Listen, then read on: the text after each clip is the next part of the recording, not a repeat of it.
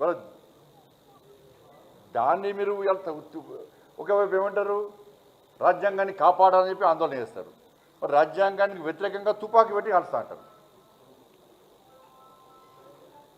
ఇవాళ నరేంద్ర మోడీ గారి ప్రభుత్వం, నరేంద్ర మోడీ గారి యొక్క ప్రభుత్వం యొక్క లక్ష్యమైంది మాకు అభివృద్ధి, సంక్షేమము, ఈ దేశాన్ని శక్తివంతమైన భారతదేశ నిర్మాణంగా తయారు చేయాలి, అగ్రరాజ్యాల్లో చేర్చాలని చెప్పి ఒక ఆలోచన. అందుకే ఇవాళ అమెరికా, చైనా, రష్యా, జపాన్ సరసన చేరినటువంటి దేశం భారతదేశం.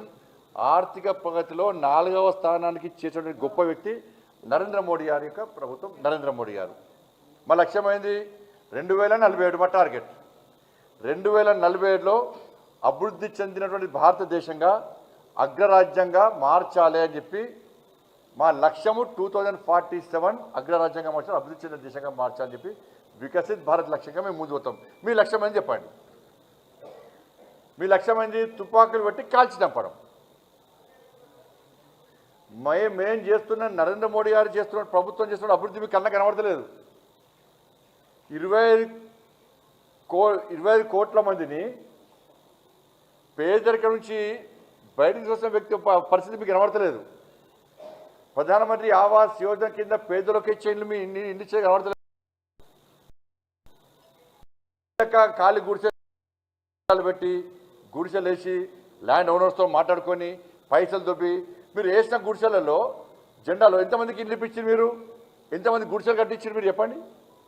ప్రధానమంత్రి ఆవాస్ యోజన కింద 4 కోట్ల మందికి దేశంలో ఇండ్లు కట్టించిన ఘనత నరేంద్ర మోడీ గారి. పేదోళ్లకు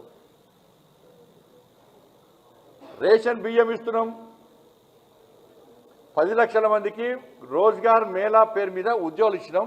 అంత పేదోళ్ళే, ఏం పైరవులు లేవు, పేపర్ లీకేజ్ కాలే. గ్రామీణ వ్యవస్థను పూర్తిగా గాంధీ మహాత్ముని యొక్క ఆశయాలకు అనుగుణంగా మేము అభివృద్ధి చేసే ప్రయత్నం చేస్తున్నాం.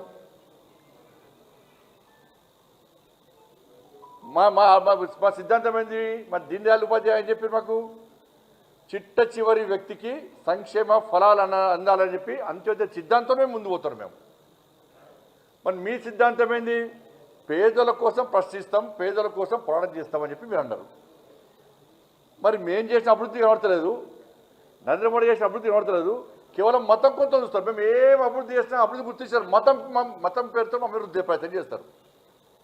మా అభివృద్ధి మీకు కనబడతలేదు, కేవలం మతం మాత్రమే కనబడుతుంది. మేము అభివృద్ధి గురించి మాట్లాడతాం, మీరు మతం గురించి మాట్లాడతారు. మళ్ళీ మేము మతం గురించి మాట్లాడితే మతతత్వవాదులు అంటారు. ఇలా మీరేం చేస్తున్నారు? తెలంగాణ రాష్ట్రంలో కాంగ్రెస్ పార్టీ రేవంత్ రెడ్డి గారు 6 హామీలు ఇచ్చారు. 6 గ్యారెంటీలు 100 రోజులు అమలు చేస్తున్నారు.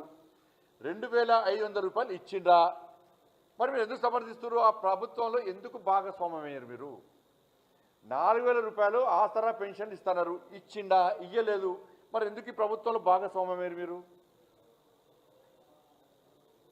భూములు ఇచ్చిండా? ఉద్యోగాలు ఇచ్చిండా? నిరుద్యోగ వృత్తి ఇచ్చిండా? ఏమిచ్చిండు? రైతులకు రైతు భరోసా ఇచ్చిండా? రైతులకు 12,000 రూపాయలు ఇచ్చిందా? మరి ఎందుకు మీరు భాగస్వామ్యమయ్యారు? నామినేటెడ్ పోస్టులు ఎందుకు తీసుకుంటున్నారు? కమిటీల్లో ఎందుకుంటున్నారు? మీకు ఏమి నచ్చింది? మీకు దానిలో నచ్చింది ఏంది? మీకు కాంగ్రెస్ పార్టీ పాలనలో మీకు నచ్చింది ఏంది? ఎందుకు భాగస్వామ్యమయ్యారు? మీరు భాగస్వామ్యం అవుతారు, జల్సాలు చేస్తారు, పట్టణాల్లో కుటుంబ సభ్యులతో ఉంటారు, పైరవులు చేస్తారు, పోస్టు పొందుతారు. కానీ జంగల్లో వాళ్ళకి కనీసం తుపాకీ పట్టుకుంటే ఆనందం ఉండదు. ఎప్పుడు టెన్షన్ లైఫ్ వాళ్ళది. తిండి ఉండదు వాళ్ళకు, కుటుంబానికి దూరమయ్యారు. బతుకుతామా చస్తామా అని చెప్పి తెలియని దౌర్భాగ్య పరిస్థితి, ఆందోళనకర పరిస్థితి. ఇవాళ జంగల్లో తుపాకీ పట్టేటువంటి మావోయిస్టులది. ఇప్పుడు పట్టేదెవరు? పేద ప్రజలు, మైనర్ అమ్మాయిలు, అభం శుభం తెలియని అమ్మాయిలకు మీ మాటల ద్వారా రెచ్చగొట్టి, అర్బన్లో ఉండి రెచ్చగొట్టి వాళ్ళ చేతికి తుపాకులు ఇచ్చి, చిన్నపిల్లల చేతికి తుపాకులు ఇచ్చి కాల్చుమంటే ఏం సిద్ధాంతం మీది? ఎవరు కాల్చుకుంటున్నారు మీరు?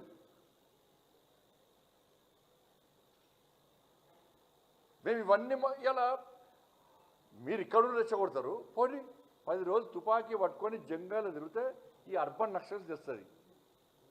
పాప వాళ్ళేమో చచ్చిపోతారా. ఇలా ఇంకొక లొంగిపోయిన నక్సల గురించి మాట్లాడాను.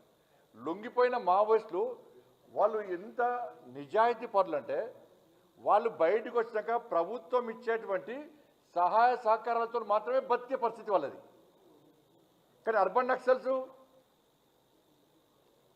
వాళ్ళేమో త్యాగం చేయాలి, వాళ్ళు తిండి తిప్పలు ఉన్నది. వీళ్ళు ఏం చేస్తారు, కోట్ల రూపాయలు సంపాదిస్తారు.